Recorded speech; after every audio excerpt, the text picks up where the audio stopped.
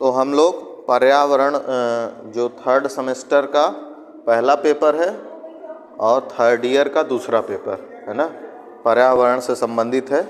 पर्यावरण, आपदा प्रबंधन और जलवायु परिवर्तन, यह पेपर का नाम है। कल डिस्कस किए थे क्या क्या सिलेबस है, उसी में पहला जो यूनिट है उसको शुरू कर रहे हैं। तो वो है पर्यावरण के बारे में जानेंगे आज। पर्यावरण क्या है ना, इंग्लिश में क्या कहते हैं, इन्वायरमेंट, ठीक है, पर्यावरण।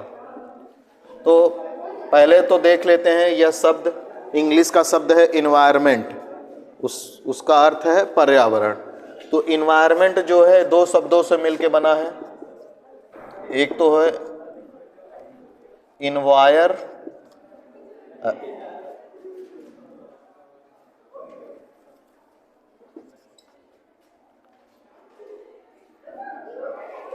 क्या है स्पेलिंग, ENVIRON, ENVIRON। एक शब्द इन्वायरन और एक क्या बचा, मेंट। एक इन्वायरमेंट, एक मेंट, इन्वायरमेंट बन गया है ना, इंग्लिश का शब्द है। इनमें दोनों का मतलब अलग अलग है ना।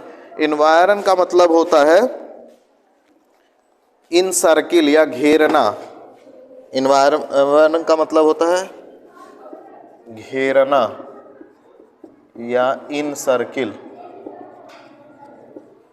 मेंट मतलब होता है आसपास, या उसी को इंग्लिश में कहते हैं सराउंडिंग, ठीक है। तो पर्यावरण, इन्वायरमेंट इंग्लिश का शब्द है जो दो शब्दों से मिलकर बना है, इन्वायरन और मेंट। इन्वायरन का मतलब होता है घेरना और सराउंडिंग, मेंट का मतलब है आसपास या सराउंडिंग। मतलब पर्यावरण का मतलब यह होता है कि जो आपको आसपास की चीजें घेरे हुए हैं, है ना। जो हम सिंपल सी परिभाषा क्या बताए थे कल, कि वह आवरण जो हमें चारों ओर से घेरे हुए है वही क्या है, पर्यावरण है। तो यह शब्द दो शब्दों से मिलकर बना, इन्वायरमेंट। इन्वायरमेंट का मतलब है घेरना या इन सर्किल मतलब घेरे हुए कोई चीजें, और मेंट मतलब आसपास, मतलब आसपास की वे सभी चीजें जो आपको घेरे हुए हैं वो क्या कहलाएंगी, इन्वायरमेंट कहलाएंगी, ठीक है ना, पर्यावरण कहलाएंगी। और इसमें क्या है, कभी कभी इन्वायरमेंट शब्द के जगह पर दो शब्द और हैं जो उनका प्रयोग कर लिया जाता है, उनका मतलब इन्वायरमेंट ही रहता है, उनका मतलब इन्वायरमेंट ही रहता है। एक है हैबिटेट,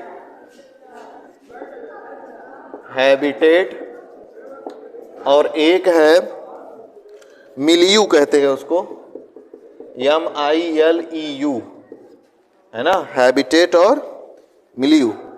तो ये दोनों शब्द भी इन्वायरमेंट के ही संदर्भ में प्रयोग होते हैं। कह सकते हैं कि इन्वायरमेंट के ही जगह पे इन शब्दों का प्रयोग करते आ रहे हैं कुछ भूगोलवेत्ता, लेकिन इनमें अंतर भी होता है। तो अंतर पे जाना नहीं है हमको, बस इतना जानिए कि अगर हैबिटेट भी पूछा जा रहा है, हैबिटेट मतलब निवास स्थान, कोई जीव कहाँ रहता है, तो कोई जीव कहीं भी रहे उसके चारों ओर कुछ न कुछ तो घेरे हुए रहेगा, है ना। पहली बात तो जीवन वहीं पे है जहाँ पे कुछ मूलभूत चीजें होंगी, हवा, पानी और जमीन, है ना। जैसे जो जैव मंडल आप लोग सीखे हैं, है ना, उसमें क्या क्या होता है, वायुमंडल, जल और स्थल, और जहां तीनों मिलते हैं वही होता है जैव मंडल, है ना। तो जीवन तभी है जब उसमें तीनों चीजें, तीनों मंडल के जो कुछ न कुछ किसी न किसी प्रकार से वो मिलेगा ही। जैसे स्थल पे क्या है, खनिज लवण, मिट्टी में क्या होता है, खनिज लवण होता है, जल में जल है, और मान लीजिए जीवन जैसे सोचना हो तो पानी में जीवन कैसे होगा, वहाँ स्थल कैसे पहुँचेगा। तो पानी में स्थलीय भाग से जल जब जाता है तो स्थल के जो आवश्यक पदार्थ हैं, पोषक तत्व हैं, वो जल के माध्यम से पानी पहुंच जाता है। और पानी में ही हवा घुली हुई होती है तो उससे ऑक्सीजन मिल जाता है। जल जीवों को पीने के लिए मिल ही रहा है। तो इस तरह से जो है जल, वायु और स्थल मिलकर जैवमंडल का निर्माण करते हैं और ये पर्यावरण का मतलब हुआ। ठीक है, अब इसमें कुछ परिभाषाएं हैं जो कुछ भूगोलवेत्ताओं ने दी है, तो एकाक लिख लीजिए। इसमें से एक परिभाषा लिखिए, पहले लिखिए, डबल इन्वर्टेड कामा में लिख लीजिएगा। पर्यावरण चारों ओर की उन बाहरी दशाओं का संपूर्ण योग है। पर्यावरण चारों ओर की उन बाहरी दशाओं का संपूर्ण योग है जिसके अंतर्गत एक जीव अथवा समुदाय रहता है। जिसके अंतर्गत एक जीव तथा समुदाय रहता है या कोई वस्तु उपस्थित रहती है,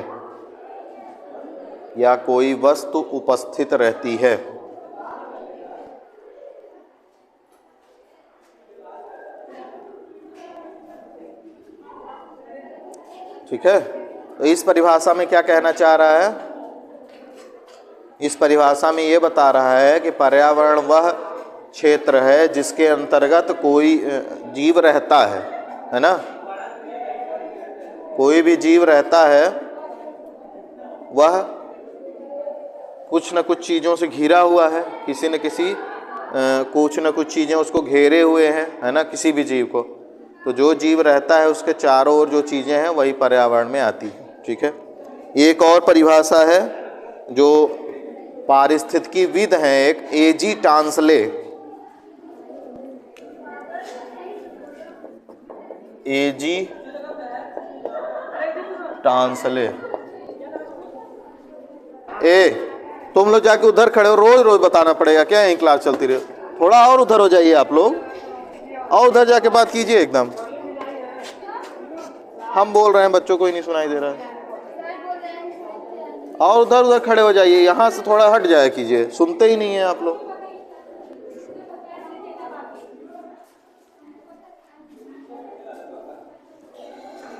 तो एजी टांसले एक पारिस्थितिकीविद हैं, है ना, पर्यावरण शास्त्री हैं। तो एजी टांसले के अनुसार लिख लीजिए, प्रभावकारी दशाओं का वह संपूर्ण योग, प्रभावकारी दशाओं का वह संपूर्ण योग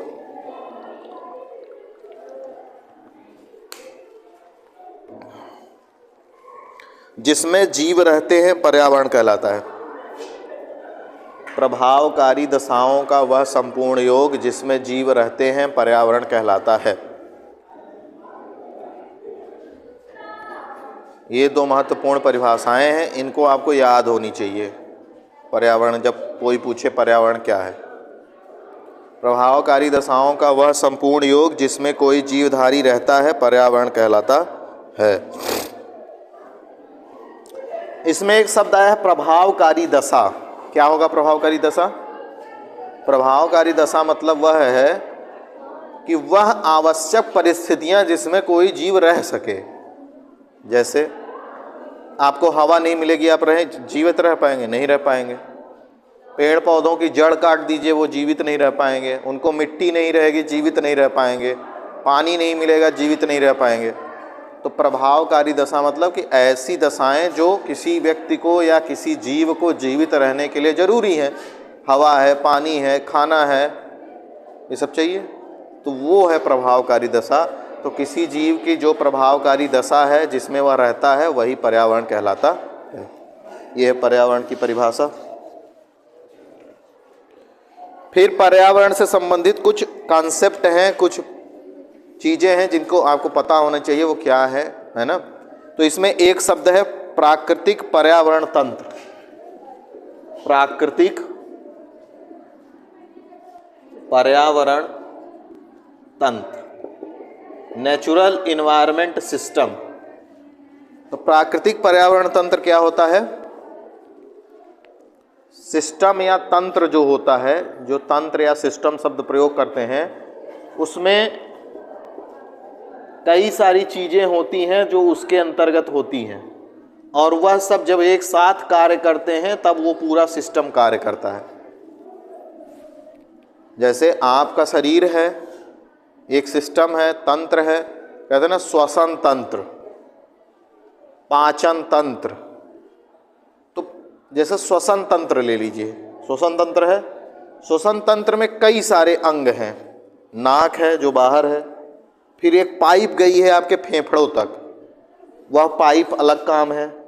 फेफड़ों में जाएंगे तो फेफड़ों में फेफड़ा 2 ठो है आपके पास, दोनों फेफड़ों के अलग अलग सिस्टम है, उसके अंतर्गत भी बहुत छोटी छोटी संरचनाएं हैं। अब पूरा जब चीज एक साथ काम करती है उसको तंत्र कहते हैं, सिस्टम कहते हैं। समझ रहे हैं बात? वैसे ही पर्यावरण का भी तंत्र है। जब पर्यावरण में जो चीज़ें हैं, चाहे प्राकृतिक हों जिसको जैविक कहते हैं, चाहे अप्राकृतिक हों, अजैविक हों, यह सब चीज़ें जब एक साथ काम करती हैं अच्छे से तो उसी को कहते हैं प्राकृतिक पर्यावरण तंत्र ना। पर्यावरण का जो पूरा तंत्र है अगर वो सही से कार्य कर रहा है, उसके जितने तत्व हैं सब काम कर रहे हैं घटक, तो पर्यावरण तंत्र है। और यह पर्यावरण तंत्र आप एक छोटी सी जगह उठा लीजिए, जैसे ये है, ये पौधा है लगा हुआ है, इसका भी पर्यावरण, ये भी एक पर्यावरण तंत्र ही है। कैसे? क्योंकि इसमें मिट्टी है, हवा इसको मिल रही है, पानी मिल रहा है, तो एक तंत्र बन रहा है ना। एक ये भी तंत्र है, और एक ये पहाड़ बगल में है, ये भी एक तंत्र है। बहुत सारे पेड़ पौधे जानवर रह रहे हैं, आप स्वयं में एक तंत्र हैं पर्यावरण के, है ना। तो ये पर्यावरण प्राकृतिक पर्यावरण तंत्र है। ठीक है, बात समझ रहे हैं कि नहीं? तो पर्यावरण तंत्र एक छोटे से गमले से लेकर के एक विशाल तालाब, विशाल सागर, विशाल घास का मैदान, विशाल पर्वत, कुछ भी हो सकता है। ठीक है, अगला इसमें एक शब्द दिया है कि पर्यावरण जो होता है उसमें विभिन्न तत्वों का पारस्परिक संबंध होता है। पर्यावरण में विभिन्न जो तत्व होते हैं उनका पारस्परिक संबंध होता है। वो कैसे होता है? हम आपको कई बार बताए हैं कि पृथ्वी पर समस्त ऊर्जा का स्रोत क्या है? सूर्य है। तो सूर्य से सबको ऊर्जा मिलती है ना। सूर्य है, और सूर्य से किसको ऊर्जा मिल रही है? एक तो मानव को खुद मिल रही है, जीव जंतु पेड़ पौधे मिल रही है कि नहीं? इन सबको ऊर्जा क्या मिल रही है? प्राप्त हो रही है सूर्य से। और किसको मिल रही है?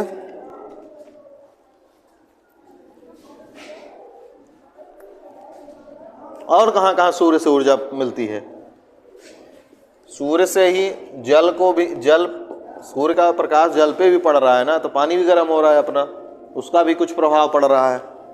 स्थलीय भागों पर भी सूर्य की किरणें पड़ती हैं ना।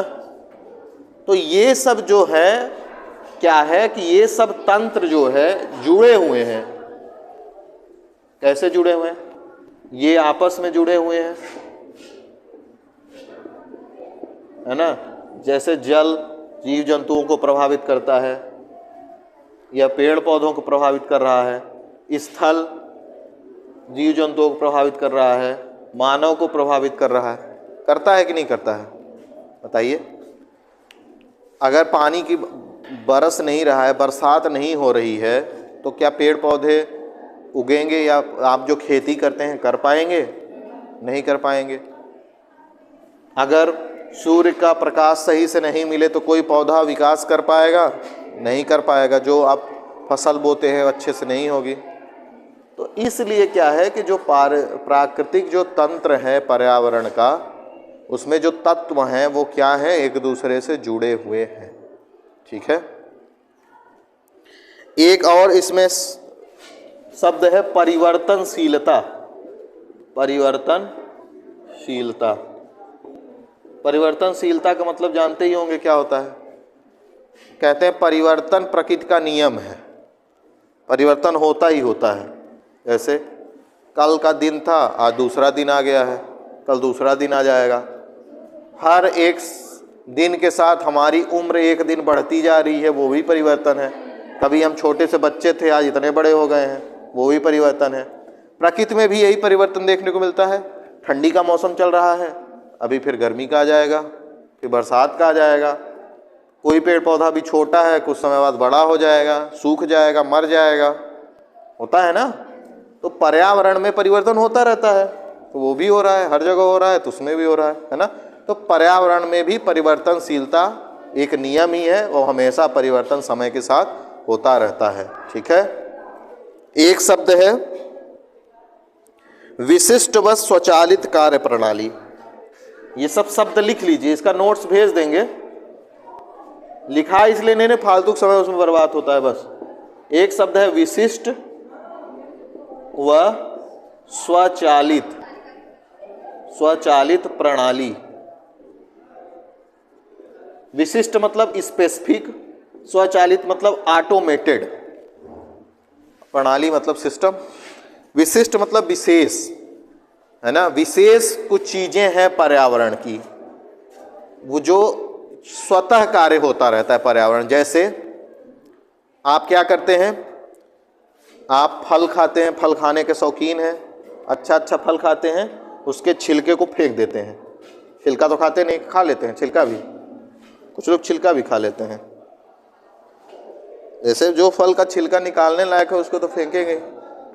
तो छिलका खाए, फल खाए और छिलका फेंक दिए। वो छिलका क्या हुआ, फेंक दिया आपने घर के बाहर। घर के अंदर भी नहीं फेंकते हैं, बाहर फेंकते हैं।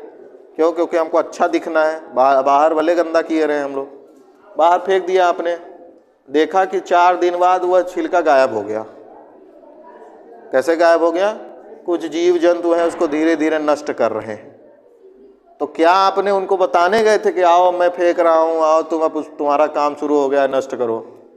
जैसे यहाँ क्लास में आते तो बोलते हैं हम कि पढ़ो, तब भी नहीं पढ़ते हैं, कहते हैं बोलते रहते हैं रोज रोज। लेकिन उन जीव जंतुओं को नहीं बताया गया कि तुमको ये काम करना है। वो ऑटोमेटिक ही काम होता रहता है। आप गंदा पानी लाइए, उसको रख दीजिए, वो खुद ही छन के ऊपर ऊपर साफ हो जाएगा, नीचे गंदगी बैठ जाएगी। क्या पानी को कहा अपने कि नहीं तुम अब गंदगी नीचे बैठाओ? उसका प्रकृति ही है, वो ऑटोमेटिक काम कर रहा है। पेड़ पौधे अपने से उग रहे हैं, हम लोग अपने से बढ़ रहे हैं। हम लोग क्या कह रहे हैं कि हमको बड़ा कर दो, छोटा ही रहने देते, कम से कम अपने मन का तो कर पाते, है ना। तो स्वचालित पर्यावरण में कुछ ऐसी चीजें अनहोनी, अगर जैसे हम लोग क्या करते हैं, धुआं जो है खूब, हम लोग पहले कोयले में खाना बनाते थे, अभी भी बना रहे हैं। पहले उपली जो लकड़ी से खाना बना रहे थे तो उससे बहुत धुआं निकलता है, या जो हम लोग इंडस्ट्री स्थापित कर रहे हैं उससे बहुत धुआं निकलता है। तो वह पर्यावरण में ही जा रहा है। पर्यावरण को लाभदायक तो है नहीं, वो नुकसान करता है। लेकिन आप यहाँ पे आग जलाइए, धुआं उठेगा, कुछ देर बाद वो गायब हो जाएगा। कहाँ चला जाता है वो? पर्यावरण उसको समायोजित करता है, उसको अपने में मिला लेता है कि चलो इसको भी मिला लो, और किसी न किसी रूप में उसको क्या करेगा, वो समाप्त करने का प्रयास करता है ना। तो पर्यावरण में एक ऑटोमेटिक सिस्टम कार्य करता है ना। ये अगला एक शब्द इसमें दिया है असमान वितरण व विविधता। पर्यावरण में आपको असमान वितरण और विविधता देखने को मिलती है। कैसे देखते हैं? असमान वितरण प्लस विविधता। असमान वितरण मतलब कि जो यहाँ पे पर्यावरण के तत्व हैं वो एक समान रूप से वितरित नहीं है। जैसे कोई उदाहरण बता सकते हैं आप? कोई उदाहरण बता सकते हैं कि तत्व असमान रूप से वितरित हैं पर्यावरण के? इतने सारे हैं।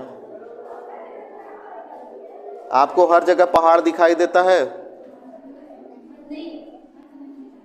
हर जगह नहीं दिख, हर जगह नदियां नहीं है, हर जगह एक समान बारिश नहीं होती है, हर जगह एक समान के पेड़ पौधे नहीं उगते हैं, हर जगह एक समान के लोग भी नहीं हैं, है ना। हम लोग ऐसे लग रहे हैं, यूरोप वाले गोरे गोरे लग रहे हैं, अफ्रीका वाले और काले लग रहे हैं हम लोगों से, है ना। तो यहाँ रंग भेद बताने का मतलब नहीं है रंग भेद बहुत बुरी चीज़ है। यहाँ बताने का मतलब है कि हर जगह का जो पर्यावरण के तत्वों का वितरण है वो क्या है, अलग अलग है।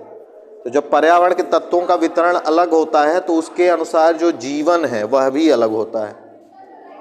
जैसे हमारे यहाँ सूर्य की किरणें ज़्यादा पड़ती हैं वर्ष में लंबवत, है ना। सूर्य की किरणें वर्ष भर लंबवत लगभग रहती हैं किन क्षेत्रों में, जो क्षेत्र कैसे हैं, उष्णकटिबंधीय क्षेत्र जो है।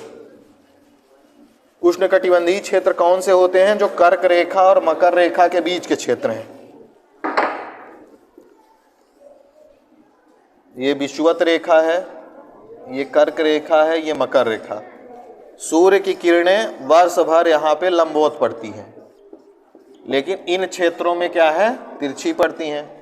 तो सूर्य का प्रकाश ज़्यादा यहाँ पड़ता है, यहाँ कम पड़ता है। तो सूर्य का प्रकाश ज़्यादा पड़ता है तो उसके कारण क्या है, वर्षा भी ज़्यादा होती है ना। तो वर्षा ज़्यादा होती है, पेड़ पौधे ज़्यादा उगते हैं, जीव जंतु ज़्यादा हैं। जैसे ही इधर जाते जाएंगे सूर्य का प्रकाश कम पड़ रहा है, ऊर्जा कम है, तो बारिश कम होती है, मौसम ठंडा रहता है, जीव जंतु कम मिलेंगे, पेड़ पौधे कम मिलेंगे और पेड़ पौधों का प्रकार भी अलग होगा। आम का वृक्ष यहाँ होगा, यहाँ नहीं होगा। कश्मीर में आम का वृक्ष होगा नहीं, क्यों? क्योंकि उष्णकटिबंधीय पौधा है, ठीक है।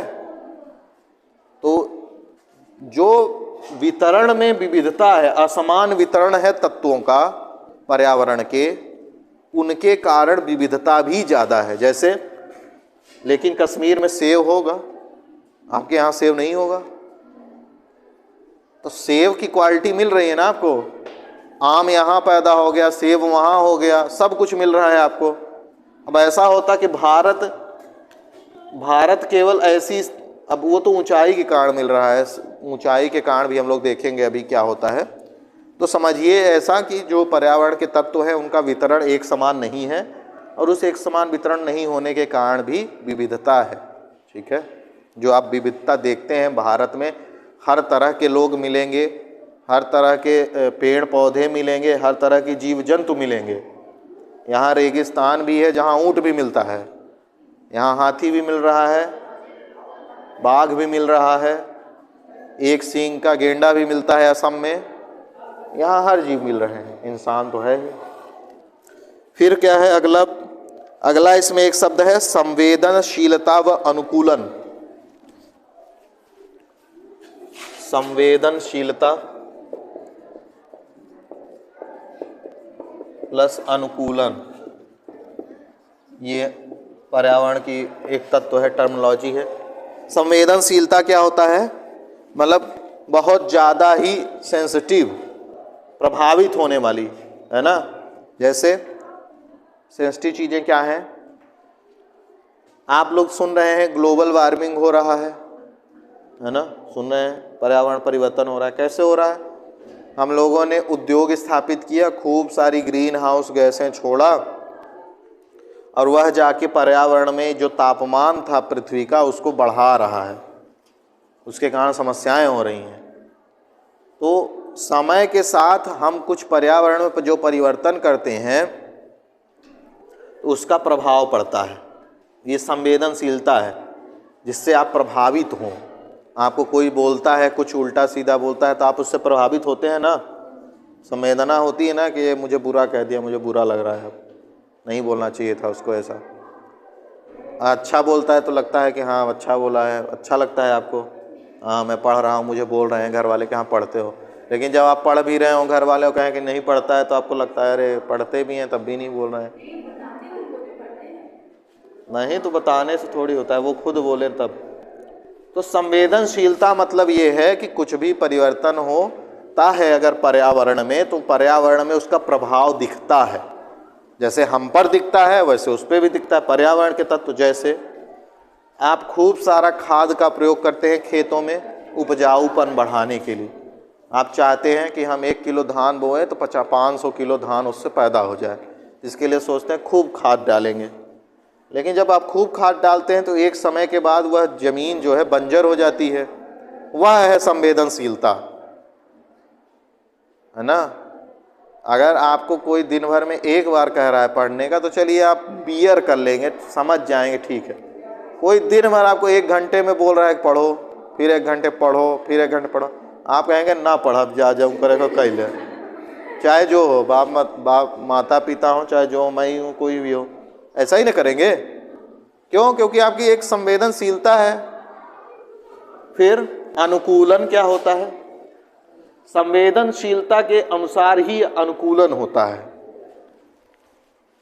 हो सकता है कि कोई आपको 1 घंटे बोलता रहे, आप एकाक बार उसको बोले, अरे मान लीजिए हर 1 घंटे में आपको याद दिला रहा है पढ़ना है पढ़ना है, तो एकाक बार आप झल्ला के बोल दें, 2-4 दिन बोले, रोज बोल रहा है वो, 2-4 दिन बोलेंगे, फिर आपकी स्थिति ऐसी हो जाएगी, बोल रहा है आपको कोई फर्क ही नहीं पड़ रहा है ना। होता है कि आप वो बोल रहा है रोज 1 घंटे में, वो आगे भी बोल रहा है, 3 दिन बोला, आप प्रतिक्रिया दिए कि गुस्सा हुए, मत बोलो मत बोलो, लेकिन चौथे दिन से आप एकदम निष्क्रिय हैं, वो बोल रहा है आप अपना काम कर रहे हैं। ये अनुकूलन है, आप अनुकूलित हो गए हैं वो सुनने को, बोलते रहो। जैसे हम लोग बोलते रहते हैं ना, बोलते रहो, क्या ही है, घर के जाके फिर नहीं पढ़ना है। अनुकूलन मतलब आप अपने को उसके अनुरूप ढाल रहे हैं, आपकी जो संवेदनशीलता है वो उसके प्रति सकारात्मक हो गई है, आप उसको बियर करने लायक हो गए हैं। जैसे आज अगर आपको अमेरिका भेज दिया जाए, कनाडा भेज दिया जाए, तो आपको बहुत समस्या होगी। क्यों? क्योंकि वहाँ का वातावरण बहुत ठंडा है। तो आप अगर यहाँ मदिरा पान नहीं करते हैं, शराब नहीं पीते हैं, वेजिटेरियन हैं, नॉन वेज नहीं खाते हैं, तो आप वहाँ जाएंगे तो थोड़ा आपको, मान लीजिए वेजिटेरियन नहीं होंगे लेकिन शराब पी सकते हैं। क्यों? क्योंकि शराब वहाँ जैसे पानी पीते हैं हम लोग, वहाँ शराब पीते हैं, वैसे वहाँ बहुत बड़ी बात नहीं है। यहाँ अकेले लगता है अरे वो शराब पी लिया, ऐसा नहीं है।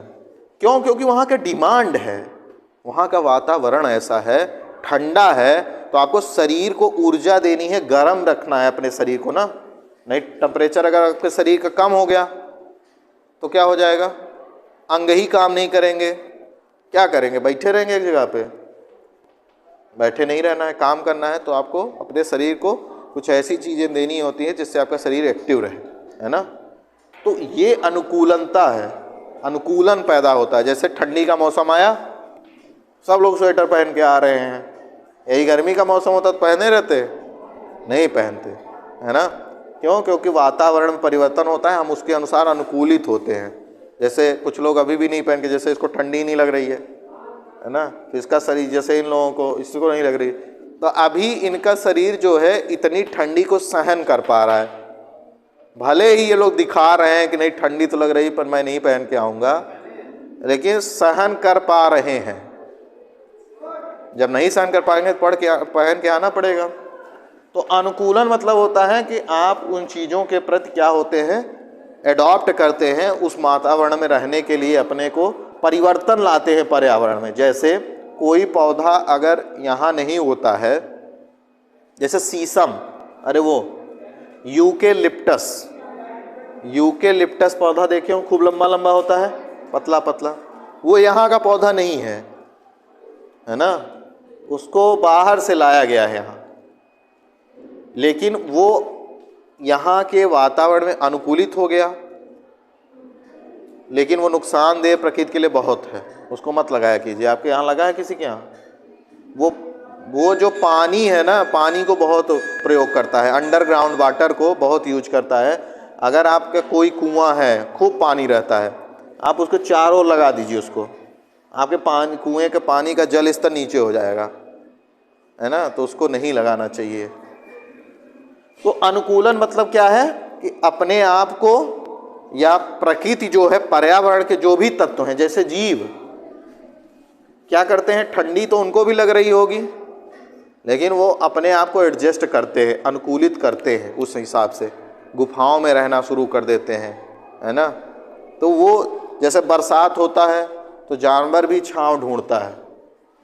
तो अनुकूलन मतलब है कि अपने आप को क्या करना, एडजस्ट करना, उसके अनुरूप जो है कार्य करने में सहज बनाना। ठीक है। अब आगे हम लोग